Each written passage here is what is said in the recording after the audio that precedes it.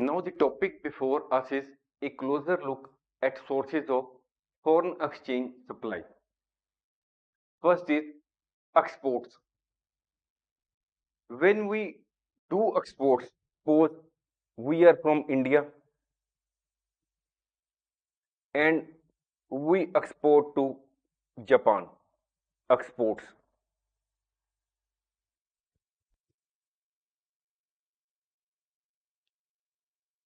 As already told that in the case of exports, mostly the will of the exporting country or the will of the exporting businessman prevails. If the exporting country or the exporter says that I will receive the payment in your currency, that is in the case of the importing currency, I will receive the your currency in return for goods which I have sent to you, then it results into the inflow of foreign exchange. That is, when exports take place, there may be inflow of foreign exchange. Though in case of certain exports, some countries may insist that the payment may be made in their domestic currency. Then when the tourists visit our country from abroad, it results into the supply of foreign exchange because they will generally spend their foreign currency for food, local expenses, buying other goods and services. When the foreigners make investment in our country to purchase buildings, industries, or some other land, then foreign currency or foreign exchange comes into our country. This is the source of supply of foreign exchange. When we get loans from the rest of the world, that is from other foreign governments or foreign banks, we may get loans. The foreign currency or foreign exchange comes into our country. There is supply of foreign exchange. Then there are persons who are from our country but working abroad. Their families are living back in the home country.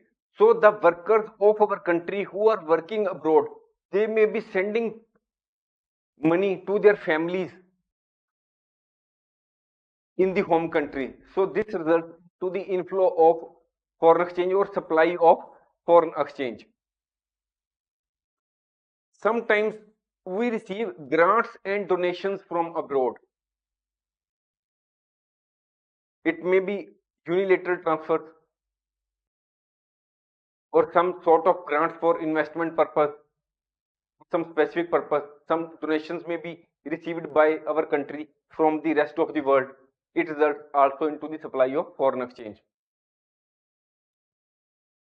It is quite possible that some of our business houses may be having certain properties abroad. When they sell their properties or businesses abroad, they will receive foreign currency. So when there is asset sale in foreign country by the domestic entities, it may result into the supply of foreign exchange. Now we will form the supply curve of foreign exchange. This is the supply curve of foreign exchange. Forex rate in relation to domestic currency. This is the quantity of foreign exchange supplied. This is x-axis, this is y-axis. If the price of a foreign currency is, we are here, will take the example of say Indian rupee and US dollar. At present, suppose the price of 1 US dollar is 83 Indian rupee. So if at present the forex rate or the price of foreign currency in relation to Indian currency is 83, suppose the quantity of foreign exchange supplied is 1000. If the price increases or the forex rate increases to 85, it may also increase to say 1300. The quantity of foreign exchange supplied, it also increases. There is a direct relationship. As the price or of foreign exchange or the forex rate increases, supply increases. Though we have formed it in the form of a straight line, it is for simply to make the concept simpler. That is, you understand the direct relationship between supply and forex rate. This is the simple understanding. But in actual reality, the form of supply curve may be something like this. It may not be a straight line. It may be in the form of this one. Why this one? This is at this price. This may be 1000, and when the price increases, it may be this one. This is 83 and this is 84, and it may be this one.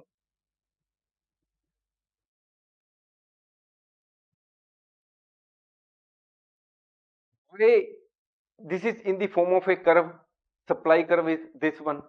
Because when the price of forex currency increases, exporter will receive more. For example, if there is a businessman who is supplying goods to USA for say rupees 1000 US dollar, if the price of the forex rate increases, for the same goods supplied, he will receive 84,000 rupees for the same goods. Goods supplied worth rupees US dollar 1000, he will be receiving more money in the form of foreign currency. So he will feel incentivized. So he will export more goods so that he can give more money in the form of currency, a domestic currency. As the price of foreign exchange is increasing, price of US dollar is increasing, but there is a limit to which the business production capacity can be increased by the business, or there is a limit to which the goods can be produced. So slowly and slowly the increase in production or the level of the goods which can be exported comes to decrease. It may not increase after a certain point, or there may be decrease in the quantity which can be increased with the increase in price of foreign exchange. So this is the reason that though we take the normally take the supply curve as a straight line, this one straight line, normally it is in the form of a curve.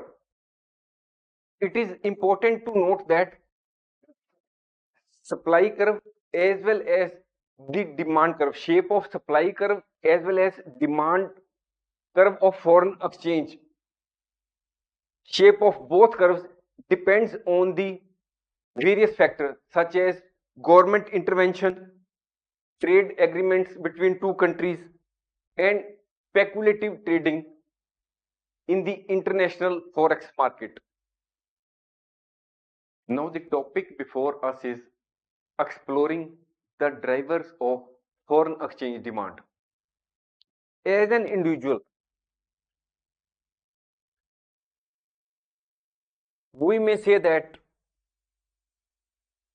we do not require foreign exchange. We do not require foreign currency because we are from middle class family.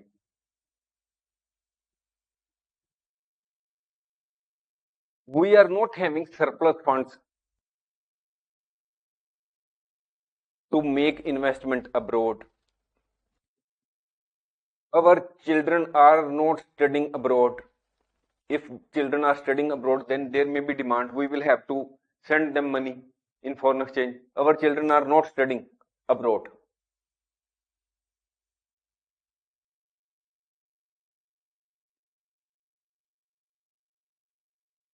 Then, when we are not having enough means, then we are not to purchase goods from foreign country. No purchase. We are a middle class family. None of our relative lives abroad. So if our relative is lying abroad, we may have to send certain gifts on their birthday or on their wedding anniversaries. But when none of our relatives lying abroad is residing abroad, we do not require foreign exchange. We will need no foreign exchange to pay them. When we are already living hand to mouth, as most of the population in every country is hand to mouth, they are middle class family. They do not have the means for giving donations, no donations abroad, no grants, no donations. So when we are from middle class family, there are many reasons for us that there is no demand from our side for foreign currency or we do not require foreign exchange. But here we are talking as a nation, not as an individual level. So when we are talking the concept of demand of foreign exchange as a nation, there are many sources demand for foreign exchange or why do we demand foreign exchange. First reason is imports. When we import, suppose from USA, we are importing goods.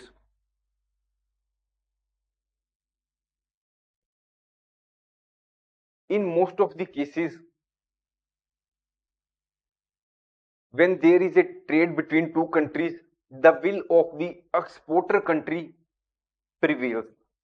That is, the exporting businessman decides in which form he will receive the payment in return of goods and services provided by him. Here the goods have or services have been provided by USA. So Indian people or Indian businessmen will have to pay in US dollars. So in case of imports, we will require foreign exchange. When we visit any country, say we visit Japan, where will we will stay? We will stay in hotel. When we stay there, we will also eat something. So we will have to spend something on food. When we have gone to some other country, then we will certainly purchase certain goods from that country which are famous, for which Japan is famous, or which may be value for us, or as a reminder that we have visited certain country. So for tour and traveling, we also require foreign exchange. When we are going from India to Japan, we will be requiring Japanese currency because in Japan, our Indian currency, which is Indian rupee, will not be accepted for buying or purchase or for buying goods and services. We will have to pay in Japanese yen. So we will be requiring foreign currency. Or then so in this way, in the case of tour and traveling, demand for foreign exchange arises. Third is repayment of international loans. It is possible that we have taken an international loan from Russia in the form of rubles, their currency, Russian currency. Then we will have to pay in that currency. Direct purchases abroad. We are a businessman. We are having sufficient money in the form of Indian rupee. We want to make investments abroad because we are having enough money. So when we are to make investments abroad, we will require foreign exchange or we will require foreign currency. If we want to say make certain purchases in Canada, we will require Canadian dollar. So to purchase direct purchases abroad, to purchase their shares, to purchase their certain businesses or acquire certain businesses, to purchase certain industries, manufacturing units in Canada or in any other country, we will require foreign exchange. Speculation or speculative trading. There are in the foreign exchange market, there are speculators also. Speculative trading means when a person sells or purchases a foreign exchange thinking that the price of other currency may increase or decrease, it is called speculative trading. If the speculative trader thinks that the price of another currency is likely to rise shortly, he may demand or purchase foreign exchange. In this way, demand for foreign currency or demand for foreign exchange arises. Next is hedging. When we are to import from US dollars, suppose there is a businessman in India and he is importing goods from USA. At present, the price of $1 is something 82.83 Indian rupee. This rate is subject to fluctuation from time to time. We are taking just example. So, if an Indian businessman is purchasing goods, say worth rupees $1,000,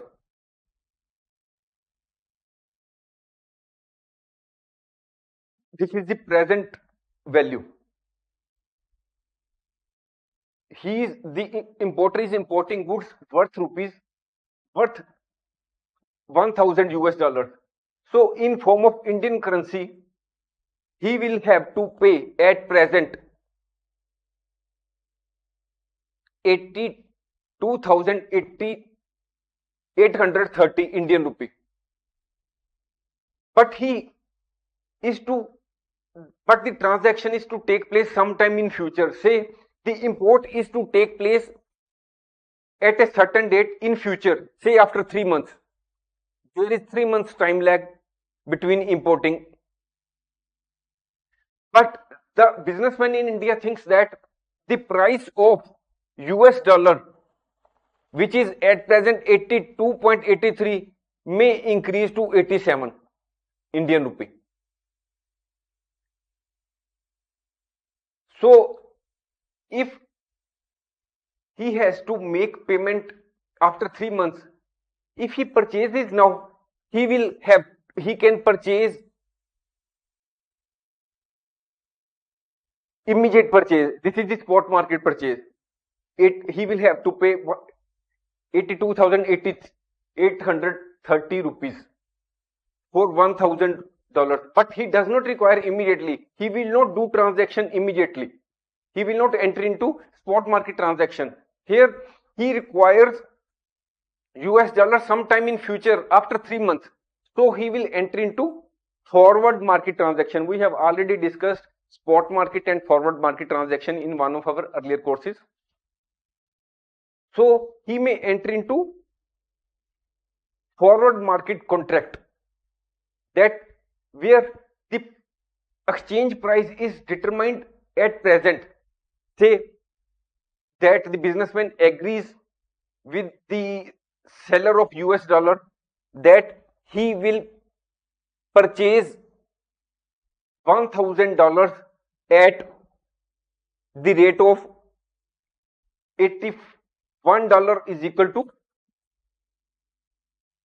84 Indian rupee in future.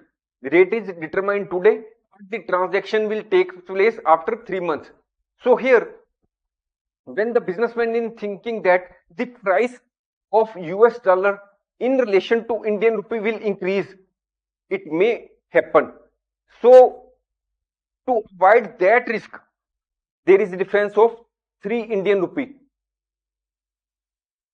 per US dollar, which he thinks that he will have to pay extra if he does not enter into forward market contract. So hedging is also a source of demand for foreign exchange. Hedging is a strategy to avoid risk in future. That is to avoid the fluctuation in currency risk. It is a way of avoiding currency risk. We also demand foreign exchange or foreign currency for sending gifts if our relatives are living abroad. If we have already discussed what are unilateral transfers. Unilateral transfers are one sided transfers for which no return in the form of money or goods or services is there. Unilateral transfers are in the form of donation or one-time aid on humanitarian ground. So if we are to send unilateral transfers, we also require foreign exchange. We want to help some other country on humanitarian ground, then for that we will require foreign currency. If we want to give certain donations abroad, we will require foreign currency. So for all these purposes, we require foreign exchange or foreign currency. If our children are studying abroad, then they will be demanding money or demanding foreign exchange. If they are living in, say, Australia, they will be demanding Australian dollars. So we will have to buy Australian dollar so that we can send them. Now, demand of foreign exchange with the help of a curve.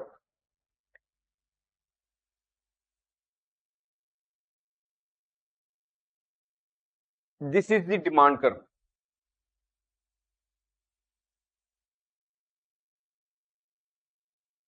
Of foreign exchange. Here it is the quantity of foreign exchange demanded. It is on x-axis. It is the price of foreign currency in relation to Indian currency, or it is the forex rate, foreign exchange rate on y-axis. This is y-axis, this is x-axis.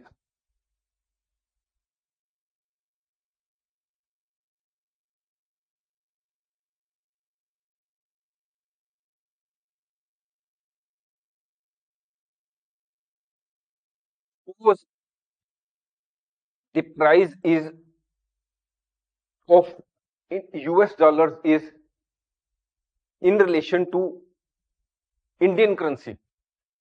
Here we are talking about US dollars and Indian rupee. This is the exchange rate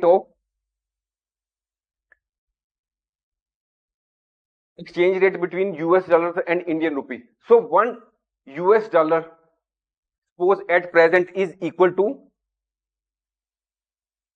83 Indian rupee. So this is the exchange rate. Suppose at this price, which is the 83 Indian rupee, the quantity demanded of foreign exchange is, say, 1000. This is one. Here we have to write 1000.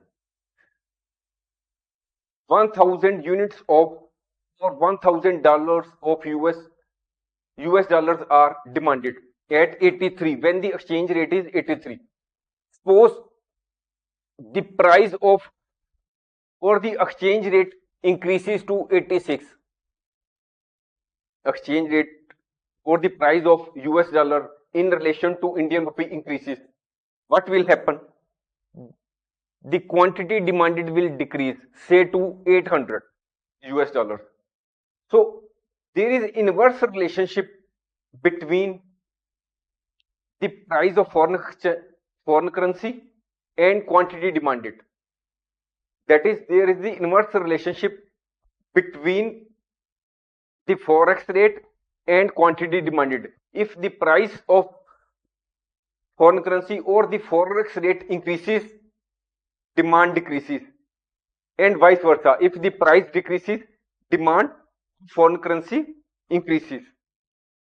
Here we have shown demand curve in this straight line.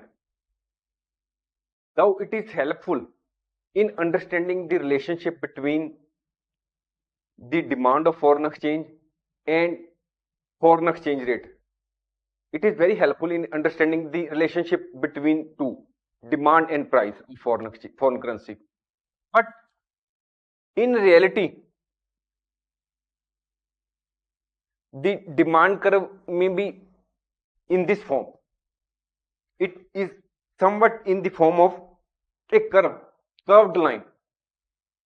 If we keep the demand curve in the form of a straight line, it means that for every proportional increase in price, there will be proportional decrease in demand. But it always does not happen so, because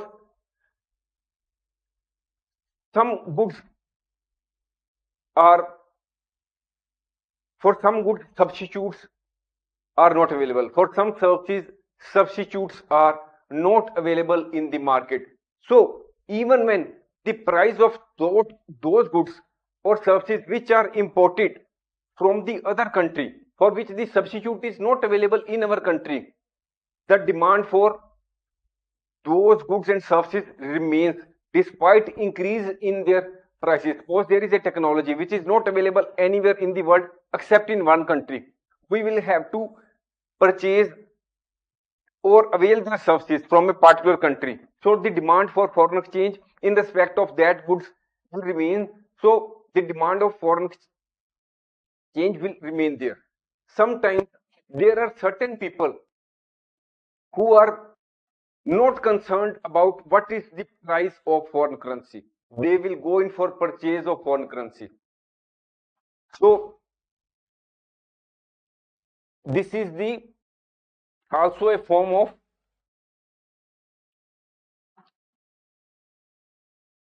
demand curve, which in reality exists, which is somewhat in the form of a curved line.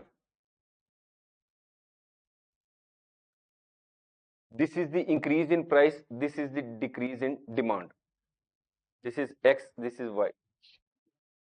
This is forex rate, this is the quantity demanded of foreign exchange. We hope you might have understood the relationship between demand of foreign exchange and price of foreign exchange in a very simple manner. Thanks for watching. If you like our course, please spare some time to give a star rating to our course.